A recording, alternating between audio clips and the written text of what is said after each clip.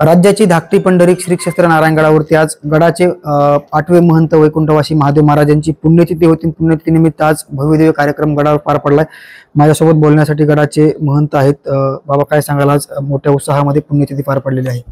या ठिकाणी श्री क्षेत्र संस्थान नारायणगडावर महान भगवत भक्त गुरुवर्य महंत महादेव बाबाची पुण्यतिथी सर्व भक्तगण संघटित होऊन तनाने धनाने मनाने कायने वाचेने सेवा करत आलेली मंडळी, मोठा समाज संघटित झाला आणि या ठिकाणी एवढं या पुण्यतिथीला स्वरूप आज आलेलं आहे गुरुवर्य महंत महादेव बाबाच्या।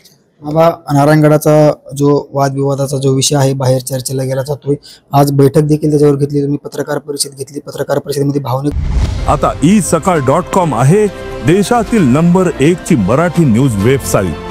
प्रत्येक अपडेटसाठी isakal.com ला नक्की भेट द्या।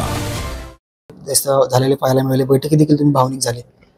या ठिकाणी पत्रकार परिषद घेतली, समाज जमला, समाजासमोर माझ्या व्यथा मांडल्या, आमचे काय चुका ते सांगा म्हटलं।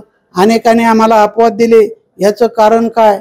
आणि समाजाने एक आव्हानाने समाज आणि आम्ही हा उत्तर अधिकारी निवडलेलाच योग्य आहे हे समाजाने आज जाहीर केलेलं आहे आणि आम्ही सुद्धा जाहीर केलेलं आहे।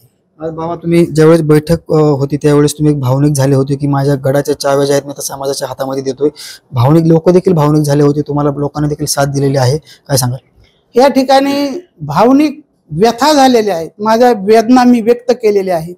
माझी चूक असली तर माझ्या पदरात टाका, मला हे आता सहन होत नाही। मला हे दुःख, आरोप, गादीला झालेला मालिन्य आणलेलं आरोप केलेले सहन होत नाही।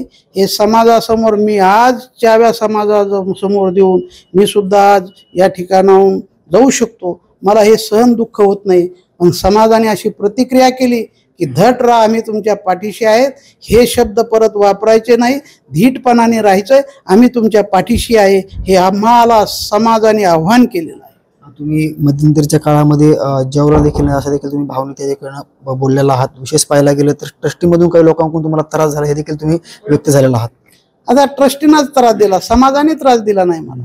हे ट्रस्टीतले 2 व्यक्ती आहेत, बळीराम गवते आणि शिये जाधव, यांनी जितका त्रास दिला की मला जेवण गोड लागले नाही, माझी शुगर वाढली, मला झोप आलेली नाही, असे आरोप प्रत्यारोप केलेले आहेत। याला कारण काय असेल तर आलेलं काम आम्हीच केलं पाहिजे, आम्ही ट्रस्टीचे मालक आहोत, आम्हालाच मिळालं पाहिजे, दुसऱ्याला का दिलं, याच्यासाठी त्यांनी आरोप प्रत्यारोप केलेले आहेत। दुसरा विशेष म्हणजे गडावरती छत्रपती शिवाजी महाराजांचं स्मारक व्हावं म्हणून काही लोकांनी प्रयत्न केला होता, वर्गणी गोळा केली होती, असं देखील झालं। मात्र त्या पैशाचं पुढं काय झालं हे काहीच माहित नाही लोकांना, ते देखील तुम्ही तिथे बोलून दाखवलेलं आहे। हे आतापर्यंत झाकरीत होतं, आता व्यक्त केलं। 2014 पासून तुम्ही गोळा केलेला पैसा याचं काय आहे समाज विचारतोय आणि समाज सुद्धा आता त्यांना सुद्धा रस्त्यावर विचारणार आहे। हे मिळालेले 2 पैसे वर्गणी केलेले काय केलं याचं उत्तर आम्हाला पाहिजे, हे समाज विचारेन त्यांना आता काय। नक्कीच आज शेवटचा माझा प्रश्न आहे, बैठक झाली गडावरती, सगळ्या गोळ्या मिळाल्या, सगळ्यांनी व्यवस्थित ऐकून घेतलं, पत्रकार परिषद देखील पार पडलेली आहे। आता समाजाला आणि तुमच्या येणाऱ्या भाविकांना तुमचं आव्हान काय असणार? माझं आव्हान हे आहे, आमचा समाज बांधव शेतकरी असेल, ओबीसी असेल, यांची माझ्याविषयी इतकी स्वाभिमानाची भावना आहे, तळतळीची भावना आहे। मी नगद नारायणाकडे प्रार्थना करतो की प्रत्येक व्यक्तीच्या अंतःकरणामध्ये सुख शांती समाधान प्राप्त हो आणि त्यांच्या दुःखाच्या वेदना जाऊन आनंद निर्माण व्हावा, वृद्धिंगत व्हावं, हे आमच्या नगद नारायणाकडे प्रार्थना आहे।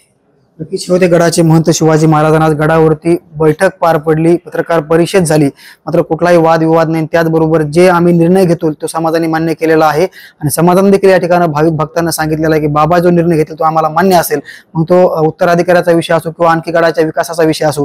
मात्र काही लोकांनी जाणीवपूर्वक नारायणगडावरती येऊन राजकारण केलं आणि त्यांच्या स्वार्थासाठी त्यांनी जी गडाची बदनामी केली असं देखील या ठिकाणी म्हटलेलं आहे। नक्कीच येणाऱ्या काळामध्ये आणखी समोर काय येते आणि जी बाबांनी प्रतिक्रिया दिली त्याचबरोबर बाबांनी असं देखील म्हटलेलं आहे की गडावर जो प्रत्येक भाविक भक्त तो गडाचा भक्त असल्याचं देखील बाबांनी या ठिकाणी नमूद केलेलं आहे। साम टीव्ही साठी योगेश काशीद, नारायणगड, बीड। देश विदेशातील प्रत्येक घडामोडींचे लाईव्ह अपडेट मिळवण्यासाठी आता साम टीव्हीच्या सर्व सोशल मीडिया प्लॅटफॉर्मला लाईक, फॉलो आणि सबस्क्राईब करा। तसंच सर्व नोटिफिकेशनसाठी बेल आयकॉन प्रेस करायला विसरू नका।